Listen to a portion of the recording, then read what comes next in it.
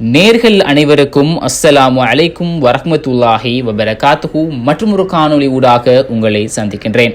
கடந்த 2 நாட்களாக ஒரு மௌலவி பஸ்ஸில் பயணிக்கும் போது ஒரு அந்நிய பெண்ணின் முடியை வெட்டியதாக ஒரு சர்ச்சை சமூக ஊடகங்களில் பரவலாக பேசப்பட்டு வருகிறது. 27 வயதுடைய பெண்ணின் தலைமுடியை வெட்டியதாக கூறப்படும் முருத்தலாவ பிரதேச பள்ளி ஒன்றைச் சேர்ந்த மௌலவியே சந்தேக நபராக கண்டி போலீசார் கைது செய்திருக்கின்றார்கள். கட்டுகஸ் தோட்டையிலிருந்து கண்டி நோக்கி சென்று இருந்த பஸ்ஸில் குறித்த பெண் அமர்ந்திருந்த ஆசனத்தின் பின்னிருக்கையில் இருந்த நபர், அதாவது மௌலவி, பெண்ணின் முடியை வெட்டியதாக குறித்த விசாரணையில் போலீசார் தெரிவிக்கின்றார்கள். சம்பவத்தை எதிர்கொண்ட யுவதி சந்தேக நபரையும் அவர் வெட்டியதாக கூறப்படும் தலைமுடியையும் தனது கையடக்க தொலைபேசியில் வீடியோ எடுத்து சமூக வலைத்தளங்களில் தற்போது பகிரப்பட்டு வருகிறது. சுபஹானல்லாஹ், அல்லாஹ் பாதுகாக்க வேண்டும். அந்த வீடியோவில் அவருடைய முகத்தை காட்டியவாறு சமூக வலைத்தளத்தில் பகிரப்பட்டு வருகிறது. உண்மையில் நடந்தது என்ன? முடியை வெட்டியதாக கூறப்படும் பெண் முடியை வெட்டும் வரைக்கும் என்ன செய்தார்? அதே போன்று அந்த மௌலவி முடியை வெட்டும் போது பக்கத்தில் இருந்தவர்கள் எவரும் அதை கவனிக்கவில்லையா?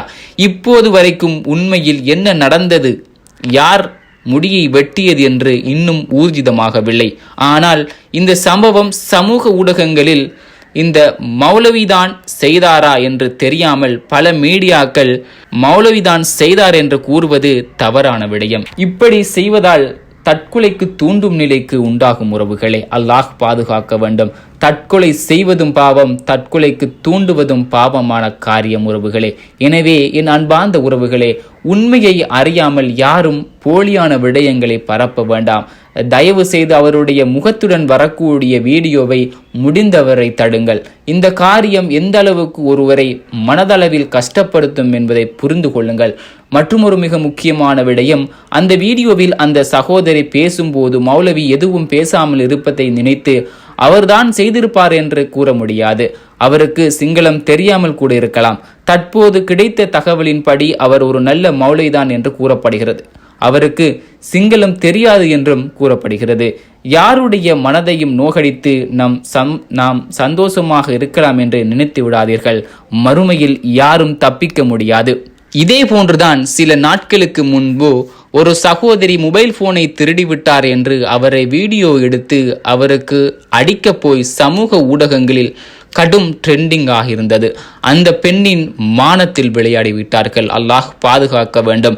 அந்த பெண்ணின் மனம் எந்த அளவுக்கு நொந்திருக்கும் என்று சிந்தித்து பாருங்கள் உறவுகளே. அவர் செய்தது தவறுதான். அதற்காக இப்படி செய்வது பிழையான விடயம். இதே இடத்தில் உங்களுடைய சகோதரியோ, உங்களுடைய மனைவியோ, உங்களுடைய உம்மாவோ இருந்தால் அந்த இடத்தில் நீங்கள் என்ன செய்திருப்பீர்கள்? கொஞ்சம் சிந்தித்து பாருங்கள் உறவுகளே. பணத்திற்கும் பொருளுக்கும் இருக்கும் மதிப்பு ஒரு உயிருக்கு கிடையாது என்பதனை இந்த சம்பவம் உணர்த்துகின்றது. இது மறுமைக்கான அடையாளமும் கூட உறவுகளே. எனவே என் அன்பார்ந்த உறவுகளே, காதால் கேட்பதும் பொய், கண்களால் பார்ப்பதும் பொய். எது உண்மை என்று இறைவனுக்கு மட்டுமே தெரியும். அந்த உண்மை விரைவில் வெளிப்படும். இன்ஷா அல்லாஹ் மற்றும் ஒரு காணொளி ஊடாக உங்களை சந்திக்கின்றேன். அஸ்ஸலாமு அலைக்கும் வரஹ்மத்துல்லாஹி வபரகாத்துஹு.